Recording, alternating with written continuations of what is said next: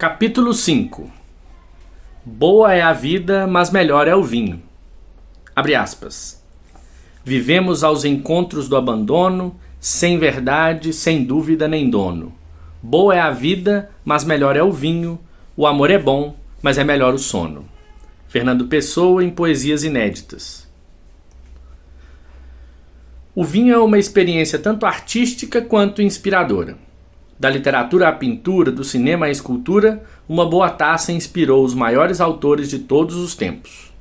No intenso século XX e no breve século XXI, a bebida ganhou relevância ainda maior, ampliada pelos meios de comunicação de massa. Pinturas, músicas, filmes, livros e outras obras de arte são reproduzidos e acessados em todo o mundo, e com eles o consumo e a admiração pela bebida. O cinema é a expressão artística símbolo do século XX. Embora as primeiras experiências cinematográficas datem do século XIX, é a partir de 1900 que elas se firmam como arte. E nada melhor que assistir a um bom filme com uma taça de vinho ao lado. A bebida é um elemento cenográfico frequente. Nas mesas representa opulência e sofisticação. Brindes entre casais indicam que o clima é de romance, um brinde em festas ou celebrações é sinal de alegria ou de um anúncio importante. Não há uma boa cena de refeições italianas sem a jarra sobre a mesa, assim como as garrafas e os vinhedos muitas vezes indicam a localização da cena na Itália ou na França, ou mesmo na Espanha e Portugal. A lista de filmes é extensa, mas em alguns o vinho é mais que um elemento em cena, assume papel de personagem na condução da narrativa. O Segredo de Santa Vitória, de 1969, é um pequeno clássico e um dos mais conhecidos. Durante a Segunda Guerra, a população de um pequeno lugarejo na Itália se organiza para iludir os nazistas, escondendo o vinho, principal recurso econômico da vila. Toda a população se une em uma imensa fila e passa de mão em mão as garrafas até uma colina próxima. Indicado ao Oscar em 1970, com Anthony Quinn no papel principal, O Segredo de Santa Vitória é uma história envolvente sobre a resistência, a união comunitária e a luta contra as adversidades durante um dos períodos mais sombrios da história mundial. As cenas da população repetindo de forma incessante aos soldados alemães sob ameaças "There is no wine" são um belo exemplo da capacidade que o vinho tem de unir as pessoas, ícone de sua forte identidade com a Itália. Já em Sangue e Vinho, o endividado negociante de vinhos Alex, Jack Nicholson, bola um plano para roubar um colar de diamantes e salvar seu empreendimento. Criminosos e mafiosos tendem a demonstrar a própria origem ou sofisticação, no caso da subcategoria dos vilões malvados e ricos, bebendo vinho do Chianti à mesa dos Corleone em Um Poderoso Chefão, ao Batar Montrachet do Psycho Killer Hannibal Lecter em O Silêncio dos Inocentes. Mas entre os thrillers de ação e suspense, nada supera os filmes de assassino profissional, especialista em pôquer, artes marciais, explosivos, carros e vinhos, James Bond. O espião inglês e sommelier, codinome 007, é um apreciador dos vinhos de Bordeaux, quando não pede o tradicional martini, equivocadamente batido, não mexido. Em Diamantes São Eternos, Bond usa seu conhecimento sobre o Chateau Mouton Rothschild, de Bordeaux, para expor os inimigos. Um Cheval Blanc entra em cena em Nunca Mais Outra Vez. O tradicionalíssimo Chateau Angelou estrela Cassino Royale, 000 contra Spectre e 007 Sem Tempo para Morrer. Em uma cena famosa de 007 contra Goldfinger, James explica à Bond Girl da vez, Shirley Eaton: "Querida, algumas coisas não devem ser feitas, como beber Dom Perignon Safra 53 em temperatura acima de 3 graus centígrados." E levanta-se da cama para refrigerar o champanhe, o que foi uma ideia muito ruim, como é visto na sequência. No entanto, é nos romances, nas comédias românticas e nos dramas que a relação entre vinho e cinema se aprofunda. Símbolo da paixão e do amor ligado a Baco e Eros, essa bebida é um personagem ou tema central em muitos filmes.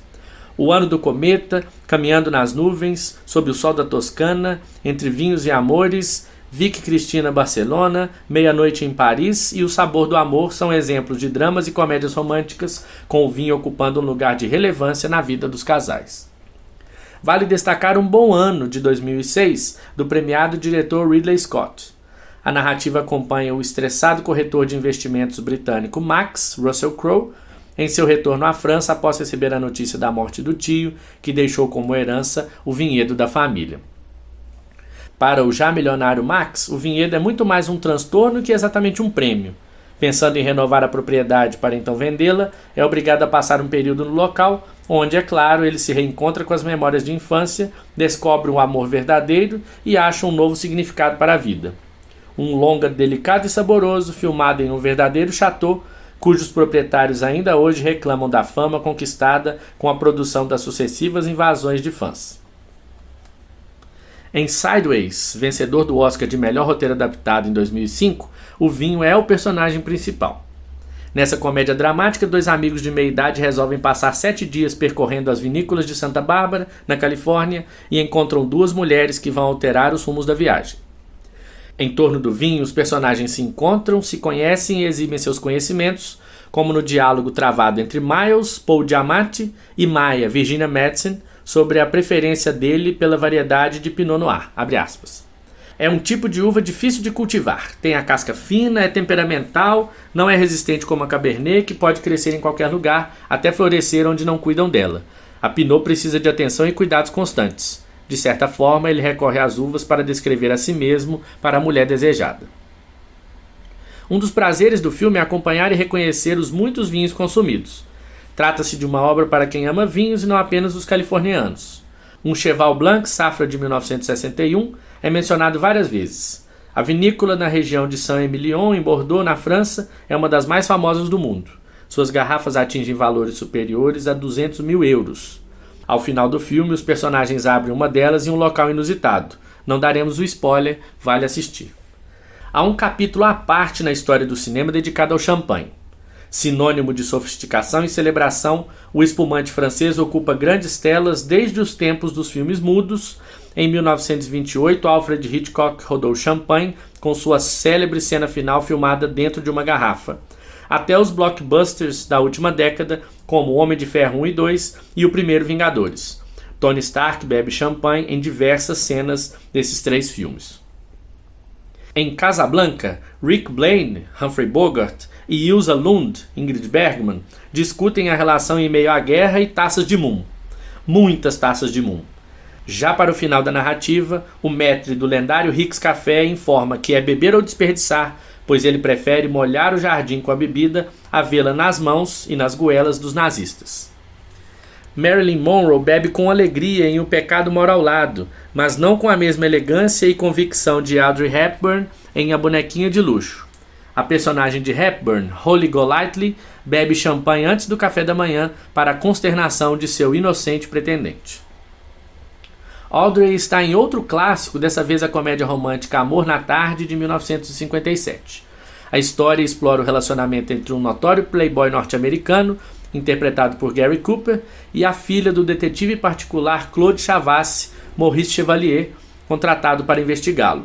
Produzido e dirigido pelo extraordinário Billy Wilder, o filme traz uma sequência hilária envolvendo um carrinho de chá, uma orquestra chamada The Gypsies e um milionário com dor de cotovelo.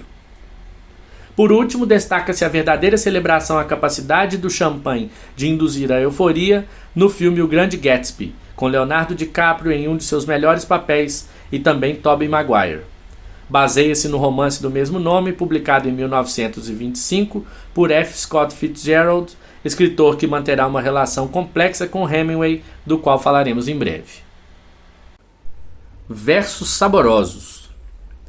A poesia soube, como poucas expressões artísticas, captar os movimentos e as rupturas do intenso século XX.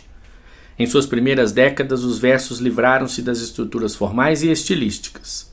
Poemas e poetas permaneciam belos e elegantes, mas também rebeldes, políticos e experimentais.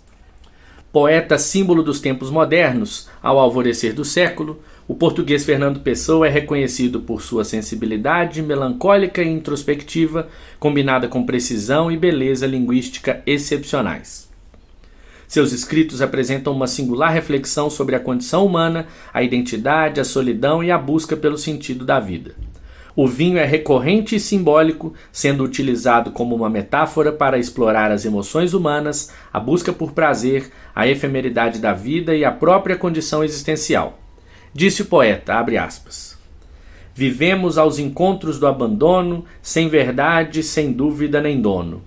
Boa é a vida, mas melhor é o vinho. O amor é bom, mas é melhor o sono. Pessoa era frequentador conhecido das tascas portuguesas e a resistência à bebida cobrou um preço doloroso. Sua morte prematura, aos 47 anos, após sofrer cólicas hepáticas terríveis. Entre seus estabelecimentos preferidos nos anos 1920 estavam as tabernas abastecidas de vinho a granel pela firma Abel Pereira da Fonseca, onde foi fotografado, em um raro registro, pois detestava fotografias, tomando um trago. Mais tarde, ele entregou a fotografia à namorada com o trocadilho, em flagrante delitro.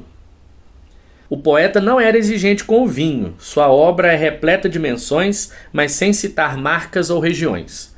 Além disso, a bebida também desempenha um papel importante na cultura portuguesa, sendo um ícone do país. Pessoa era alguém profundamente ligado à identidade e à história portuguesa, e o vinho é frequentemente evocado como uma referência à tradição e à alma lusitana.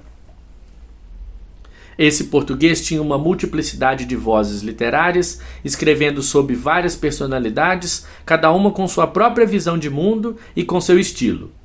Entre os heterônimos, Ricardo Reis é conhecido pela influência clássica, com poemas formais e equilibrados. É dele este belo e sensual flagrante. Abre aspas. Bocas roxas de vinho, testas brancas sob rosas, nus, brancos antebraços deixados sobre a mesa. Tal seja, Lídia, o quadro em que fiquemos mudos, eternamente inscritos na consciência dos deuses. Fecha aspas. Contemporâneo de Pessoa durante algumas décadas, Pablo Neruda recebeu o Nobel de Literatura em 1971 e é o maior dos poetas chilenos. Seus poemas capturam a beleza da natureza, a profundidade do amor, a luta pela justiça social e a celebração da existência humana. Autor de 20 poemas de amor e uma canção desesperada, Neruda nos convida a mergulhar em suas emoções, explorando a intensidade da experiência humana e revelando a essência de nossa própria humanidade. O Chile é um dos mais tradicionais produtores de vinho da América Latina e em muitos de seus poemas, Neruda descreve a experiência de degustar vinho, apreciando os aromas, as texturas e as nuances. Ele relaciona o vinho com a sensualidade e a alegria de viver. Profundamente identificado com a pátria e com seu próprio povo, Neruda não surpreendeu ao incluir o vinho em suas odes, um conjunto de poemas líricos publicados em maioria na década de 1950, em celebração a temas cotidianos. A Ode ao Vinho de 1954 é uma das mais belas homenagens já feitas ao rutilante filho da terra, como diz o poeta. Abre aspas. Vinho da cor do dia, vinho da cor da noite, vinho com pés de púrpura ou sangue de topázio, vinho rutilante filho da terra. Fecha aspas. Neruda encerra a ode, lembrando que essa bebida é uma manifestação superior da simbiose da terra e do homem. Abre aspas. Que o bebam, que recordem em cada gota de ouro ou taça de topázio ou colher de púrpura que o outono trabalhou, até encher de vinhos as vasilhas e que o músculo homem aprenda, no cerimonial do seu negócio, a recordar a terra e os seus deveres, a propagar o cântico do fruto. Fecha aspas. No Brasil, Cecília Meirelles é a poeta a buscar no vinho a inspiração e o tema para muitos de seus poemas. Professora e nascida no Rio de Janeiro, produziu uma obra lírica e musical, com versos curtos e ritmo doce e ligeiro, muitas vezes discutindo os próprios limites da poesia. Romanceiro da Inconfidência, de 1953, é o livro mais conhecido dela, embora uma grande parcela dos brasileiros tenha tido na infância contato com o clássico Ou Isto ou Aquilo, de 1964. Sua entrada na cena literária, entretanto, se dá logo em 1939, com o livro Viagem, recebedor de louvores da crítica e do Prêmio de Poesia da Academia Brasileira de Letras no mesmo ano. É dele o belo poema Vinho. Abre aspas. A taça foi brilhante e rara, mas o vinho de que bebi, com os meus olhos postos em ti, era de total amargura. A taça foi brilhante e rara, mas com certeza enlouqueci, e desse vinho que bebi se originou minha loucura. Fecha aspas. A solidão, a desesperança, o amor e o tempo são temas recorrentes na obra de Cecília Meirelles. Muitos de seus poemas foram musicados. Apesar da adesão às inovações modernistas, ela manteve o diálogo com várias estéticas: a clássica, a medieval, a parnasiana, a simbolista, a romântica e mesmo a barroca. O vinho é frequentemente citado, como neste belíssimo trecho do poema Horóscopo, também do livro Viagem. Abre aspas. Gerando caminhos claros e serenos, por onde passar quem vinha nutrida de secretos vinhos, perdida, perdida de amor e pensar. Inspiração para narrativas. Robert Louis Stevenson dizia: o vinho é a única obra de arte que se pode beber. O escritor britânico, autor de clássicos como O Médico e o Monstro e A Ilha do Tesouro, soube apreciar e identificar as muitas afinidades entre livros e vinhos. Os dois fornecem experiências igualmente mágicas, com a diferença de que os primeiros levam uma vantagem em relação aos segundos. Um bom livro pode ser lido mais de uma vez, enquanto um bom vinho é uma experiência única. O vinho ocupa um lugar privilegiado na literatura e é, em sua capacidade de encadear narrativas, incrivelmente amplo. Em seus melhores momentos está inserido no texto de maneira orgânica, como faz com maestria o Nobel de Literatura Mário Vargas Llosa em Tia Júlia e o Escrevinhador. O jovem e nervoso esposo bebe um gole de vinho direto do bico da garrafa, omitindo a amada que é sua primeira vez e caracterizando um decente rito de passagem. Autor dos clássicos Conversa na Catedral, A Festa do Bode e A Guerra do Fim do Mundo, Vargas Llosa é um conhecido apreciador de vinho, em especial os tempranilhos da Ribeira del Duero, do norte da Espanha. Nos melhores romances, o vinho não é apenas citado, ele surge como um protagonista. Por exemplo, na obra de Raduan Nassar. Um dos grandes autores brasileiros contemporâneos vivos, ele é criador de um universo literário que retrata o peso da tradição cristã, da culpa, do patriarcado e do trabalho. Sua obra-prima, Lavoura Arcaica, publicada em 1975, recria a parábola bíblica do filho pródigo, em que André, o narrador protagonista, reflete sobre a família durante o retorno à casa. O vinho permeia a obra. É bebido por todos e em um momento ou outro todos estão mais ou menos embriagados. A bebida é um facilitador dos irados discursos proferidos, um sinalizador das emoções ou do caráter dos personagens, uma metáfora do lado sombrio de cada um, ou instrumento de iluminação, como neste trecho. Abre aspas.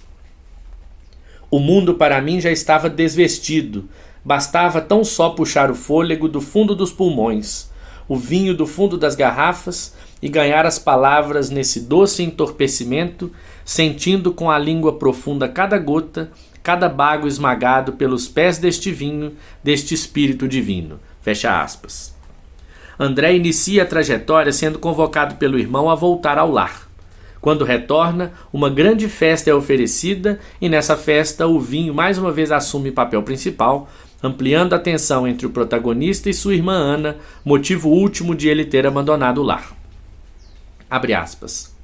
E Ana, sempre mais ousada, mais petulante, inventou um novo lance alongando o braço e com graça calculada, que demônio mais versátil, roubou de um circundante a sua taça, logo derramando sobre os ombros nus o vinho lento, provocando a ovação dos que a cercavam. Fecha aspas.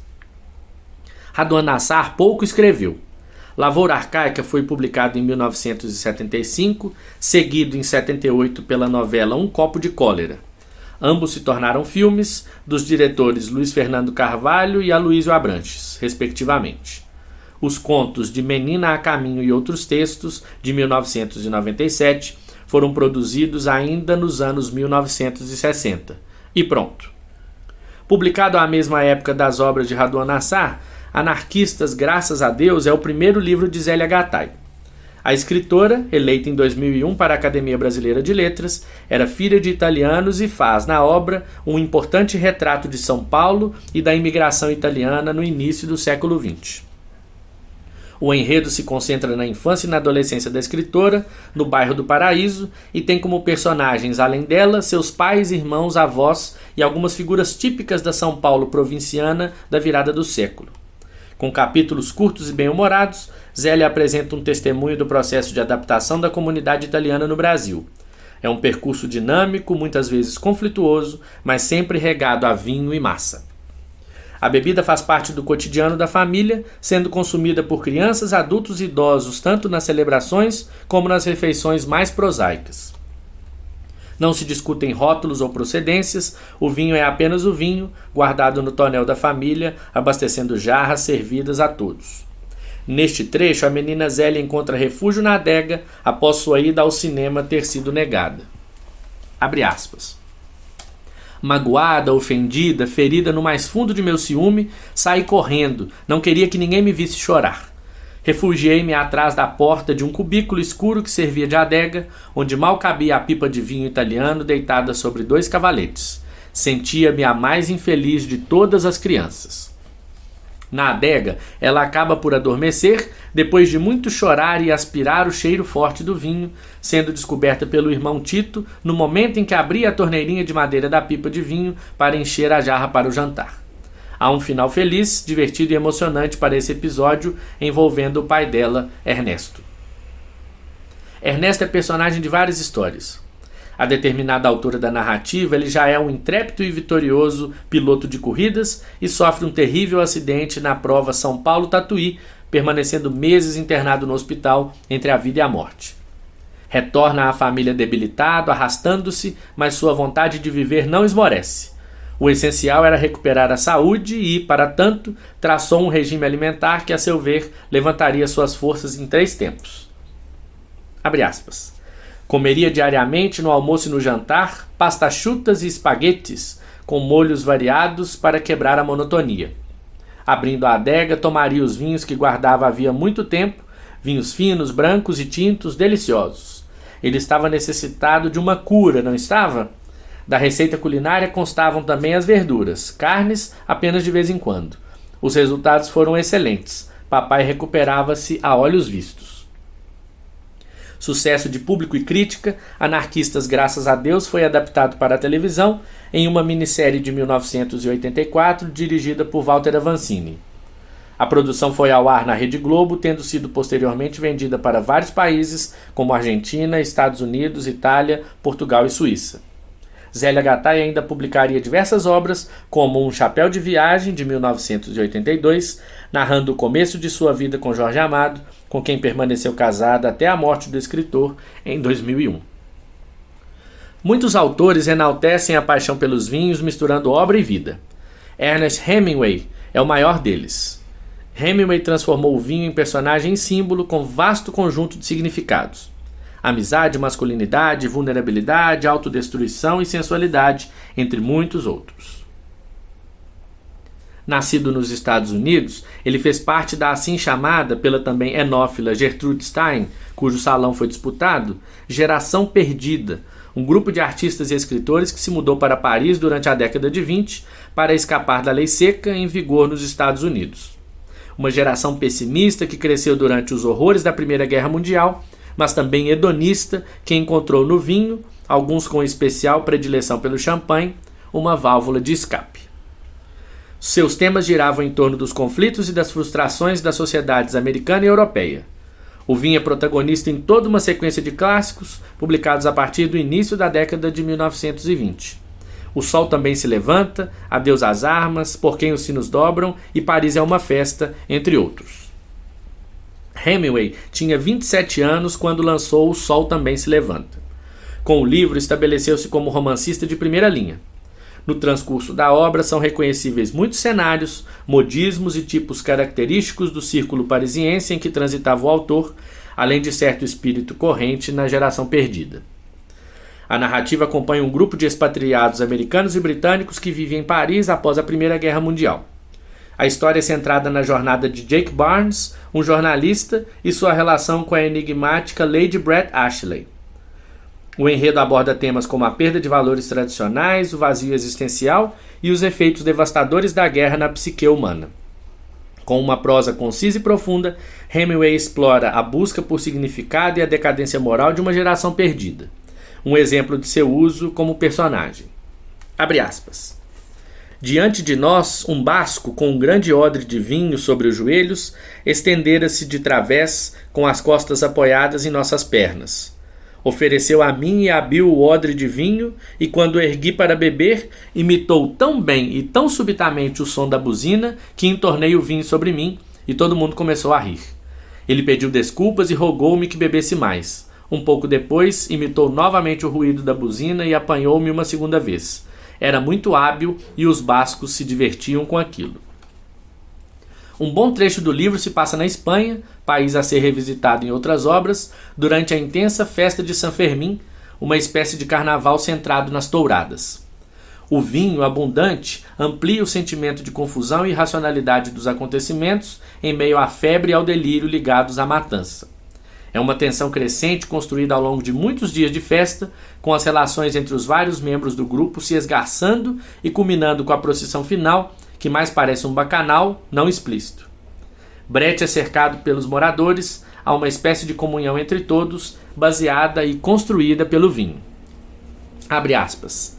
Todos cantavam. Brete queria dançar, mas não deixaram. Queriam-na como uma imagem, em torno da qual dançavam, e quando a canção terminou, todos se precipitaram para uma taverna. Ficamos de pé ao balcão. Fizeram Brete sentar-se sobre um tonel. A taverna era sombria e estava cheia de homens cantando com voz rude. Atrás do balcão tirava-se vinho dos tonéis. Puxei dinheiro para pagar o vinho, mas um dos homens tomou-o e tornou a colocá-lo no meu bolso. A Espanha é o cenário principal de Por Quem os Sinos Dobram, e o vinho é um indicador de espaço e nacionalidade. Tanto o personagem principal, o jovem norte-americano Robert Jordan, como seus amigos guerrilheiros em luta contra o fascismo bebem todo o tempo. Abre aspas. Tem bastante vinho para todos, disse a mulher de Pablo para Robert Jordan. Não dê atenção ao que este bêbado diz. Quando acabar, pegaremos mais. Termina de beber esta coisa esquisita e toma um copo de vinho. Robert Jordan engoliu o resto do absinto, sentindo a quentura e o formigamento subindo, uma mudança química queimar dentro dele, e passou o copo vazio para servir-se de vinho. A moça encheu-o até a borda e sorriu para ele. Fecha aspas. O livro explora os temas da guerra, do amor, do idealismo e da coragem. Hemingway retrata a brutalidade da guerra e os dilemas morais enfrentados pelos personagens, enquanto eles lutam por suas crenças e pela sobrevivência em um mundo despedaçado pela violência. O consumo excessivo de álcool é um desses horrores, e há uma curiosa distinção entre os efeitos do vinho, uma bebida do dia a dia, e o de destilados cuja bebedeira torna as pessoas insensíveis. Após os guerrilheiros embriagarem-se com as garrafas de anis e conhaque saqueadas do bar do clube dos fascistas, eles tornam-se cruéis e assassinos. Matar dá muita sede, diz um deles. O vinho, no entanto, não é o culpado, como afirma um dos líderes do movimento. Abre aspas. Penso assim porque as pessoas dessa cidade são tão afáveis quanto podem ser cruéis e têm um senso natural de justiça e o desejo de fazer o que é certo. Mas a crueldade invadiu as fileiras junto com a bebedeira, ou o começo dela, e as fileiras já não eram mais as mesmas que recepcionaram Dom Benito. Não sei como é em outros países, e ninguém dá tanta importância ao prazer da bebida como eu dou, mas na Espanha, a bebedeira, quando produzida por outros elementos diferentes do vinho, é uma coisa muito feia e as pessoas fazem coisas que não fariam sóbrias. Não é assim no seu país, inglês? Fecha aspas. O grupo de amigos exilados em Paris, personagens de O Sol Também Se Levanta, reaparece em Paris é uma Festa. Nesta última, publicada após a morte do autor, no entanto, há nomes de personagens reais. O livro é uma compilação de anotações e reminiscências de Hemingway sobre a própria vida como jovem escritor expatriado em Paris durante os anos 20. Ele descreve o cenário literário e artístico animado de seus anos na capital francesa, onde conviveu com outros escritores e artistas notáveis como Gertrude Stein, F. Scott Fitzgerald, Ezra Pound e Pablo Picasso. Nas memórias, Hemingway compartilha as experiências que teve enquanto era um jovem escritor em busca do seu estilo literário e narra suas vivências nas cafeterias, nos bares e nas ruas de Paris. Ele aborda as interações com outras figuras importantes da literatura e descreve a luta para ser reconhecido como escritor. Abre aspas. Na nossa casa comprávamos um vinho corso muito afamado e barato. Era um vinho genuinamente corso que se podia cortar meio por meio com água sem que perdesse o gosto característico. Nesse tempo, podia-se viver muito bem em Paris com pouquíssimo dinheiro, e desde que, de quando em quando, se suprimisse uma refeição e se não comprassem nunca roupas novas, ainda era possível poupar-se qualquer coisa e gozar-se de uns certos luxos. Fecha aspas. Nobel de Literatura em 1954, Hemingway representa o artista cuja vida e obra se confundem. Seu amor pelo vinho e outras bebidas transparecem em obras-primas da literatura. Todo esse arcabouço era ambientado pela descrição do mundo, uma consequência direta da paixão dele pelas viagens e pelo vinho, o que tangencia o tom confessional. Como uma de suas frases antológicas, encerramos este capítulo e livro. Abre aspas, o vinho é uma das coisas mais civilizadas do mundo. Fecha aspas.